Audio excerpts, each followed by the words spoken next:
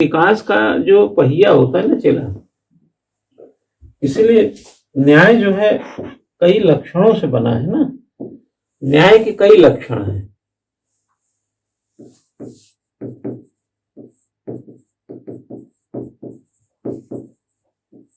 इसको आप करेक्टरिस्टिक कहिए, है ना। न्याय के कई लक्षण हैं। पहला तो ये है कि अस्तित्व बरकरार रहे, एग्जिस्टेंस आपका मेंटेन रहे, क्या समझे।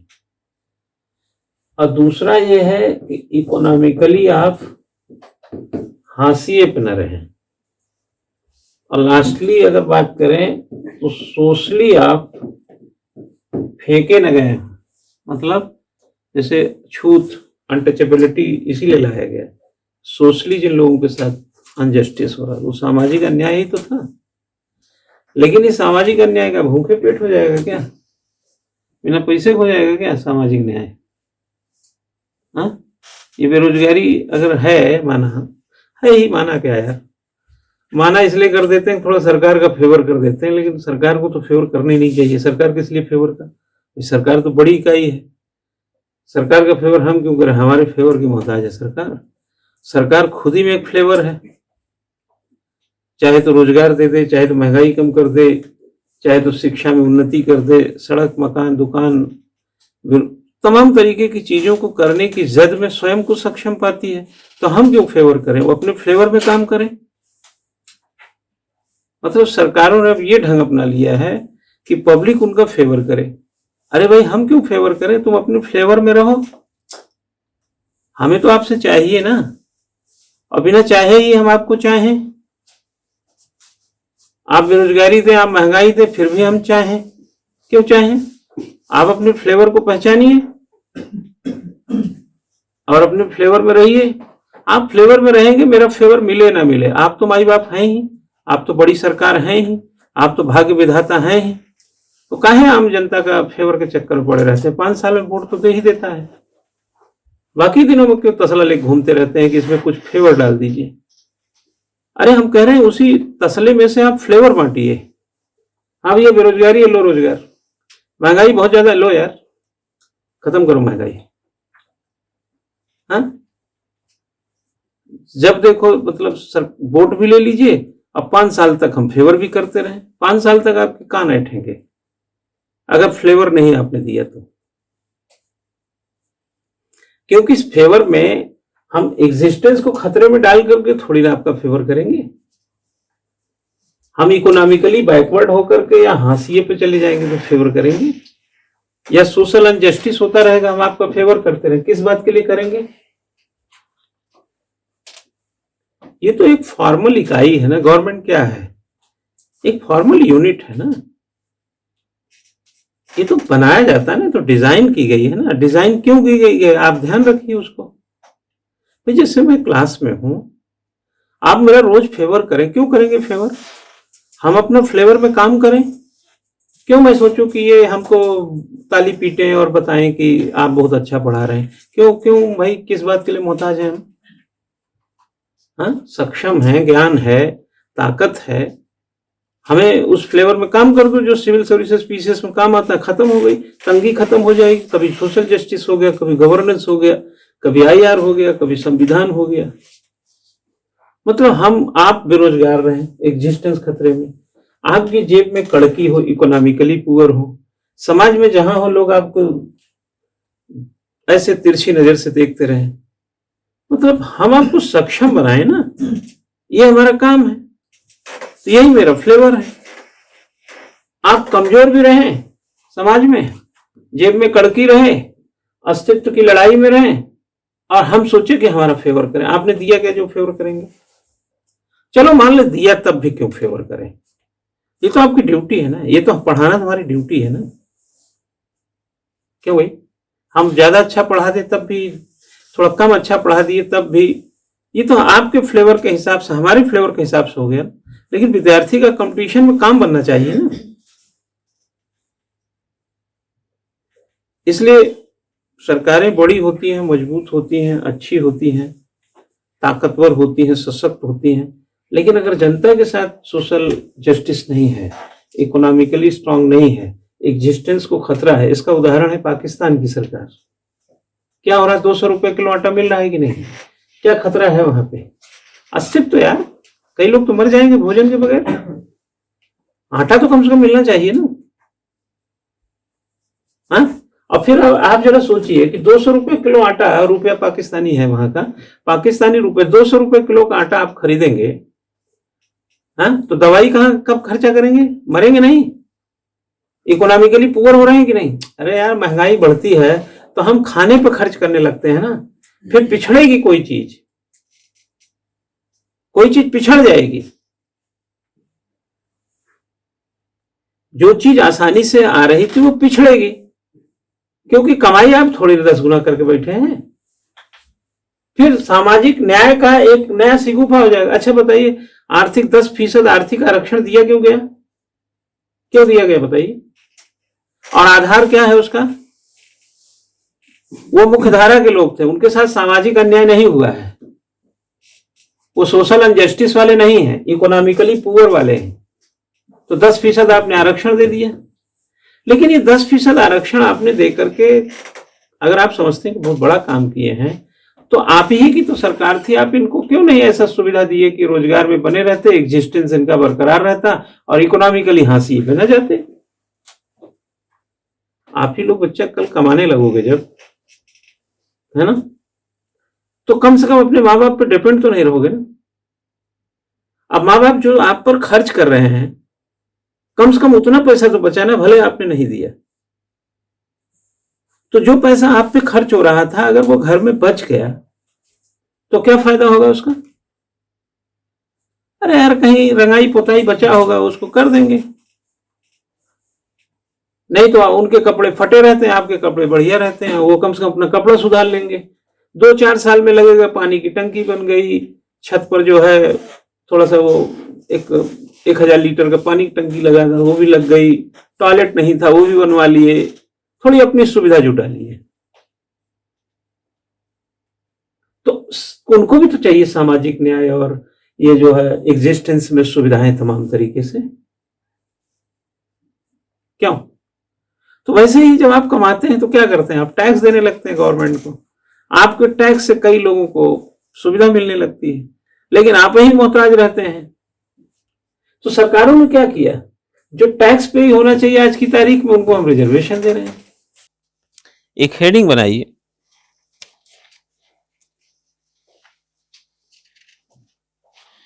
कॉन्स्टिट्यूशनल प्रोविजन फॉर सेफगार्ड,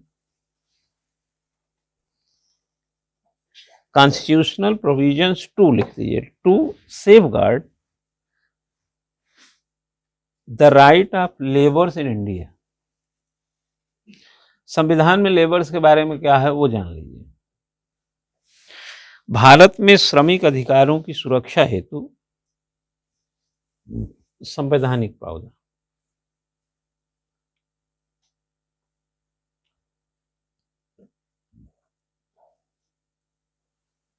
ठीक है,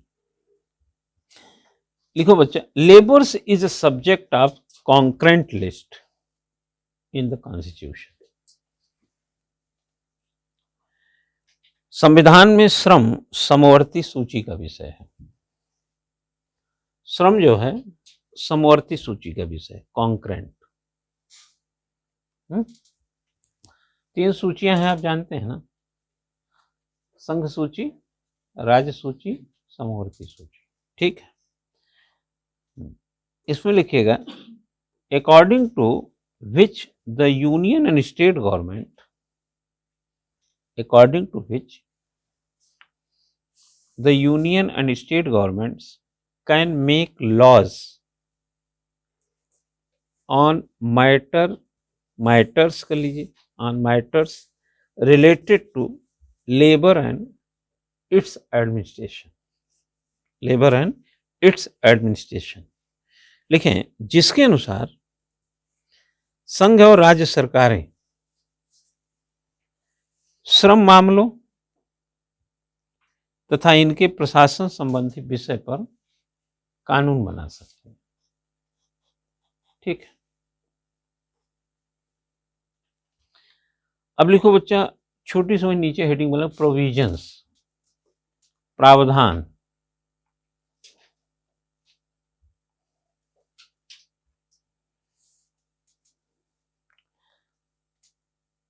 सबसे पहले जाइए फंडामेंटल राइट में, मूल अधिकार में 14, 21, 23, 24 फंडामेंटल राइट लिख के लिखिए 14, 21, 23, 24 ये लेबर से जुड़े हुए। हालांकि राइट टू इक्वालिटी का सेंस आ गया, और 21 में आप जानते हैं राइट टू लाइफ वगैरह का है। 23 में आप जानते हैं कि बाल श्रम नहीं करा सकते। 24 में आप जानते हैं कि बच्चों से काम नहीं करा सकते, है ना। आगे लिखें नीति निर्देशक तत्व, उसी में डायरेक्टिव प्रिंसिपल। डायरेक्टिव प्रिंसिपल के जो आर्टिकल्स आएंगे उसमें लिखिए 38, 39, 29A, 41, 42, 43, 43A and 47। 20 point programme 1975 लिख लीजिए, और 4-5 पॉइंट बता देते हैं जो हमने आपको अभी बोल रहे थे। एक तो लिखिएगा पहले में सिक्योरिटी टू एग्रीकल्चर लेबर्स, एक तो इसकी चर्चा की गई, security to social security to agriculture labour and unorganised sector workers, एक तो ये शामिल किया गया।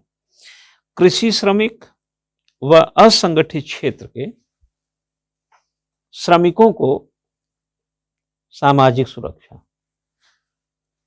कृषि श्रमिक व असंगठित क्षेत्र के श्रमिकों को सामाजिक सुरक्षा।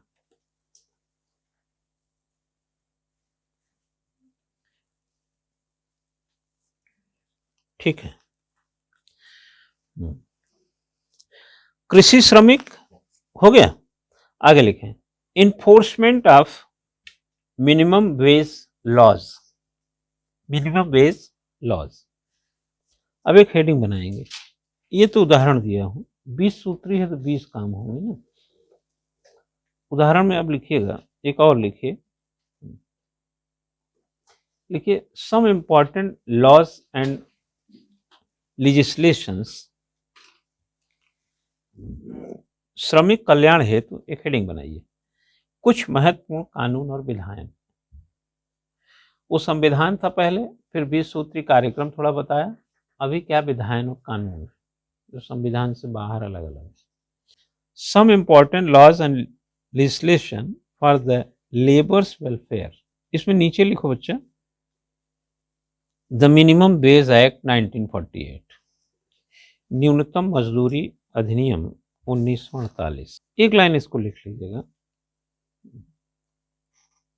द मिनिमम वेज एक्ट 1948, न्यूनतम मजदूरी अधिनियम 1948, 1948 was initially enacted keeping in view the interest of the workers in the unorganized sector। न्यूनतम मजदूरी अधिनियम 1948 प्रारंभिक तौर पर असंगठित क्षेत्र के उन कामगारों के हित को ध्यान में रखकर लागू किया गया था, उन कामगारों के हित को ध्यान में रखकर लागू किया गया था who are exploited due to illiteracy and lack of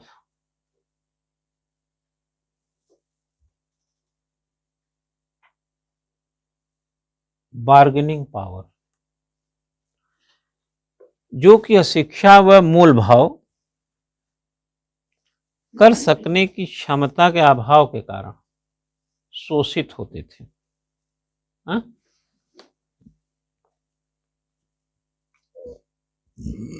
Who are exploited due to illiteracy and lack of bargaining power। बहुत सारे लोग ऐसे होते हैं बच्चा कि अगर जैसे आपने मिनिमम वेज कह दिया कि 500 रुपया होगा, है ना। मान लो अब जैसे मैं आपको एक एग्जाम्पल दूं, मैं रात को जब 12:15 बजे रेलवे स्टेशन पर उतरा, तो जब मैं बाहर आया तो विकल्प तो यही था, ऑटो ही। तो हमने ऑटो वालों से कहा, उन पूछते ही हैं, पूछते रहते हैं कहाँ जाएंगे कहाँ जाएंगे। हमने कहा यार 6 नंबर पुलिया चलेंगे, जनरली जान जाते हैं उसको। तो बोले 6 नंबर पुलिया पे ही आगे पीछे। हमने कहा पीछे थोड़ा पहले है, बगल में घर है, सड़क से 8-10 मकान आगे, बट 6 नंबर से पहले ही इंद्रप्रस्थ। समझ गया वो। उसने कहा कि सर 400 रुपये लगेंगे।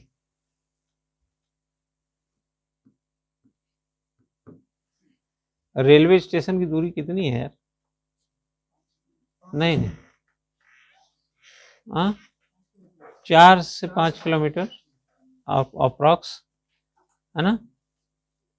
फुहारा चौक यहाँ से 1.5 किलोमीटर करीब पड़ता है, तो आप 4 से 5 किलोमीटर लगा सकते हैं, ठीक है ना। उन्होंने 400 रुपया कहा, मतलब अनएक्सपेक्टेड था ये। 400 रुपया सुनने में भी थोड़ा अजीब सा लगा मुझे। फिर तब तक दूसरा ऑटो वाले ने कहा कि सर 350 लेंगे, 350 रुपये। ये भी थोड़ा कम तो था, लेकिन था उसी के नज़दीक, ज़्यादा था। तो उन्होंने कहा कि देखो रात को 12:30 बज रहा है, 12:15, जाना तो आपको किसी ऑटो से ही है, ठीक है। तो यहाँ मैं उदाहरण देना चाह रहा था कि जब 1948 में 2 बातें आई नॉन ऑर्गेनाइज अनऑर्गेनाइज सेक्टर के मजदूरों के लिए।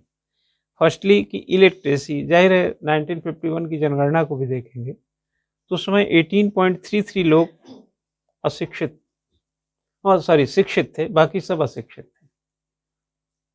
तो इलिटरेसी तो थी। अच्छा, इलिटरेसी क्या होती है कि आजकल के टाइम उतना नहीं सैद्धांतिक तौर पे लागू है या व्यवहारिक तौर पे, बट पढ़ाई लिखाई अगर आपका बहुत कम हो, आजकल तो क्या है ना, स्टेप बदल गया है। आज अगर आपके पास आमदनी है तो आपकी पढ़ाई भले ना हो, आप समाज में बड़े चतुर चालाक और बार्गेनिंग करने वाले सब हो जाते हैं। लेकिन उस जमाने में कमाई धमाई का इतना बड़ा सोर्सेस तो थे नहीं, तो इलिटरेसी एक प्रेशर ही रही होगी कि यार हम अनपढ़ टाइप के आदमी हैं। तो इससे क्या है कि व्यक्तित्व को बड़ा बनाने में थोड़ा सुविधा रही होगी। तो बार्गेनिंग भी नहीं कर सकते। जैसे किसी ने कह दिया कि ये इतने रुपए में काम करोगे, इतना नहीं करोगे हम इससे ज़्यादा देंगे नहीं। चलो करो यार, तुमको कहाँ कौन पूछता है, तुम तो पढ़े लिखे हो नहीं। किसी भी तरह का जो प्रेशर में लेता रहा हो, तो वो इलिटरेसी या बार्गेनिंग करने की क्षमता नहीं होने के कारण हेन तेन औने पौने में उन काम करना पड़ता था। यही कारण है कि जैसे मार्क्स भी कहता है ना कि अमीर लोग इसलिए अमीर नहीं कि वो बहुत बुद्धि चलाए, वो बहुत बुद्धिमान थे, बड़े मेहनती थे, बल्कि वो इसलिए अमीर बने क्योंकि वो शोषण अच्छा करते थे। तो किसी को मजदूरी नहीं देना भी शोषण ही है। तो मैं यहाँ आपको कनेक्ट कर रहा था कि 1948 में इलिटरेसी थी और बार्गेनिंग की क्षमता नहीं थी, तो सरकार ने सोचा कि भाई कोई कानून लाओ यार न्यूनतम मजदूरी वाला, नहीं तो ये बेचारे तो पाएंगे ही नहीं कुछ कमाई धमाई, लोग ऐसे रोटी पे इनसे दिन भर काम करवा लेंगे। तो दौर बदला ना। तो लेकिन बहुत सारे नॉन ऑर्गेनाइज सेक्टर में अभी भी बहुत लोग, जो जैसे हमने मजदूरों के 5 प्रकार आपको बताए, उसमें कुछ मजदूर ऐसे हैं जो अभी बहुत बार्गेनिंग नहीं कर पाते, शिक्षित नहीं हैं, उनके शोषण होने के खतरे रहते हैं। इसलिए न्यूनतम मजदूरी अधिनियम काम करती है वहां पर। भाई किसान भी तो क्या कर रहा है, सरकार से यही तो मांग किया ना, सरकार से ये मांग किया कि हमको एमएसपी पे कानून दे दो। भाई हम किसान आदमी यार गाँव में रहते हैं, अपना कुछ उगाते उगाते हैं, आप रेट तो तय कर देते हो लेकिन कानून नहीं है इसका। पड़तिया आता है उसको डर ही नहीं रहता है। भाई हेलमेट पहनने का कानून बना है, आपने मोटर व्हीकल एक्ट को ठीक से पढ़िए तो उसमें सारी चीजें डिफाइन है कि नहीं। अभी 2019 में जो संशोधन हुआ, हाँ, तभी तो इन्फोर्सेबल है ना, कानून तो इन्फोर्सेबल होता है ना। कानून पूछ के तो भाई साहब लगाऊं क्या, चालान काटूं क्या, पूछे कभी किसी पुलिस वाले ने? तुरंत रसीद काटना शुरू कर देता, चालान काट देगा। तो लॉ तो इन्फोर्सेबल है, तो जब आप एमएसपी लगाते तो इन्फोर्स करती ना वो। हाँ, फिर आपको व्यापार करना, आपको लेना है, वो 1700-1800 जो तय होगा उससे कम में बेचेगा नहीं, तो यार उसकी आमदनी तो बढ़ेगी ना। अभी भी बहुत सीधे साधे लोग हैं, बहुत किसान ऐसे होशियार नहीं हैं, इलिटरेट भी हैं, एमएसपी कुछ है, बेच कुछ रहे हैं, इसलिए कानून चाहिए, नहीं सामाजिक न्याय खतरे में रहेगा।